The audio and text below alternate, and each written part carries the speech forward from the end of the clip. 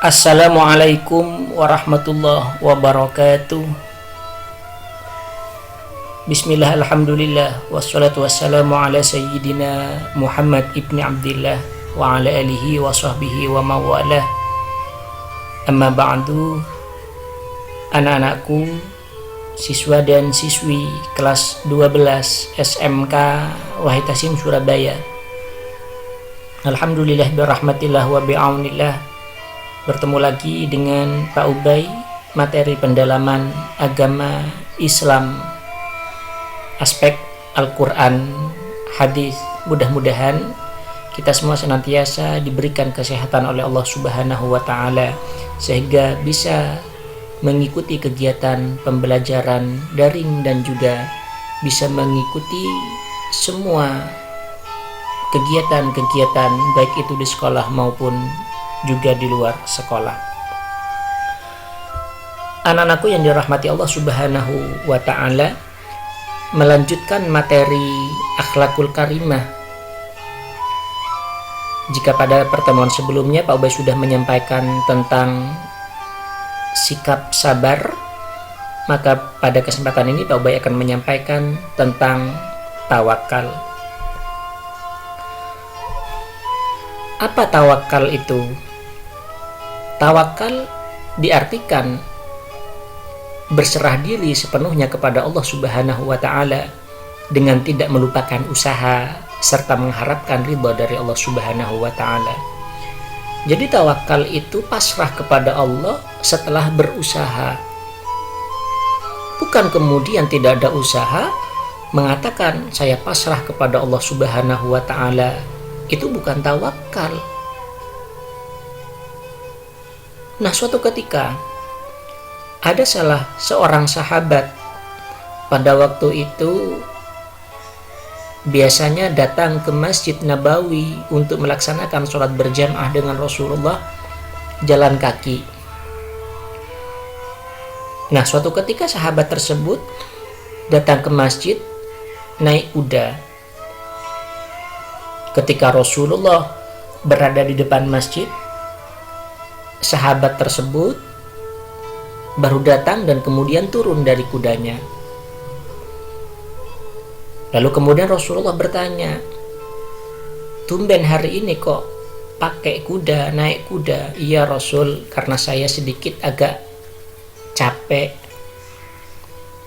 "Apakah kudamu sudah diikat dengan baik agar supaya tidak kabur?" Maka sahabat itu mengatakan kepada Rasulullah SAW, "Tidak Rasulullah, saya tidak mengikatnya." "Kenapa kok tidak mengikatnya?"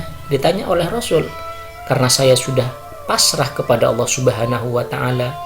Lalu kemudian Rasul menegurnya, "Pasrah tidaklah seperti itu. Tawakal tidak seperti itu caranya, melainkan ikatlah kudamu itu dengan baik di tempat yang sekiranya aman, lalu kemudian selebihnya ketika engkau sudah mengikat dengan baik, pasrahkan kepada Allah Subhanahu wa Ta'ala. Usaha dulu, selebihnya ketika kita sudah maksimal dalam berusaha, pasrahkan kepada Allah Subhanahu wa Ta'ala." Itu yang namanya tawakal. Apabila tidak ada tawakal, hanya usaha saja, itu berarti sombong.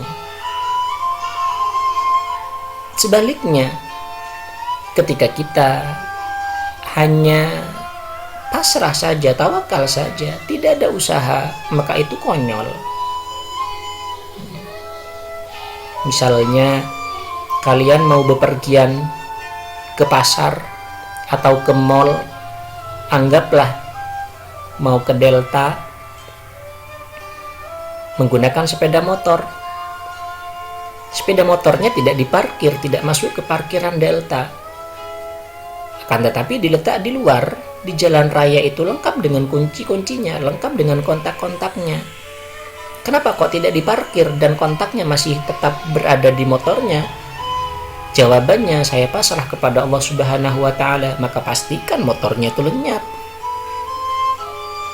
Pasrah bukan seperti itu, tapi sepeda motornya dimasukkan ke tempat parkir, dikunci setir, Kalau perlu dikasih pengaman tambahan, selebihnya pasrahkan kepada Allah Subhanahu wa Ta'ala. Itu yang namanya tawakal. Anak-anakku yang dirahmati Allah Subhanahu wa Ta'ala, firman Allah di dalam Al-Quran surah surah At-Taubah ayat 51. Allah Subhanahu wa Ta'ala menyampaikan, Bismillahirrahmanirrahim, Qul la yusibana illa ma kataballahu lana huwa maulana wa 'alallahi falyatawakkalul mu'minun. Katakanlah, tidak sekali-kali menimpa kami melainkan apa yang telah ditetapkan oleh Allah Subhanahu wa Ta'ala bagi kami. Dialah pelindung kami, dan hanya kepada Allah orang-orang yang beriman harus bertawakal. Jadi tawakal itu bukan kepada selain Allah. Allah sampaikan, wa 'alallahi falyatawakkalul mu'minun. Ketika kalian mengatakan saya orang mukmin, saya orang muslim, maka tempat untuk curhat kita, tempat untuk berkeluh kesah kita, tempat untuk tawakal itu adalah Allah Subhanahu wa Ta'ala. Jangan pernah bergantung kepada orang lain, karena semakin besar ketergantungan kita kepada orang lain, maka akan semakin besar pula kekuasaan orang itu kepada kita. Tempat bergantung, tempat berkeluh kesah, tempat memohon pertolongan, itu hanyalah Allah Subhanahu wa Ta'ala. Usaha dengan maksimal, selebihnya pasrahkan kepada Allah Subhanahu wa Ta'ala. Anak-anakku yang dirahmati Allah Subhanahu wa Ta'ala. Lalu kemudian yang kedua, ada sifat qanaah. Apa qanaah itu? Qanaah berarti sikap rela atau ridho dalam menerima suatu keputusan atau qada dan qadar Allah Subhanahu wa Ta'ala, baik yang baik atau yang buruk. Itu qanaah, menerima terhadap vonis yang telah Allah berikan kepada kita. Di dalam Al-Quran Allah Subhanahu wa Ta'ala menyebutkan tentang sifat qanaah ini. Dan juga Nabi Muhammad SAW menyebutkan satu hadis yang diriwayatkan oleh Imam Muslim, yang mana Rasul pernah menyatakan, qad aflaha man aslama wa razaqa kathafan wa qana'ahu Allahu bima ata. Sungguh beruntung orang yang masuk Islam, rezekinya cukup, dan dia merasa cukup dengan apa-apa yang telah diberikan Allah kepadanya. Ini artinya qanaah. Ketika kita merasa cukup, menerima terhadap apa yang telah Allah berikan kepada kita, itu berarti qanaah. Dan ketika kita qanaah, maka rezekinya itu akan ditambah secara terus-menerus oleh Allah Subhanahu wa Ta'ala. Tidak mungkin orang yang selalu menerima terhadap vonis yang telah Allah berikan kepada kita akan semakin Allah berikan yang tidak baik. Tidak mungkin.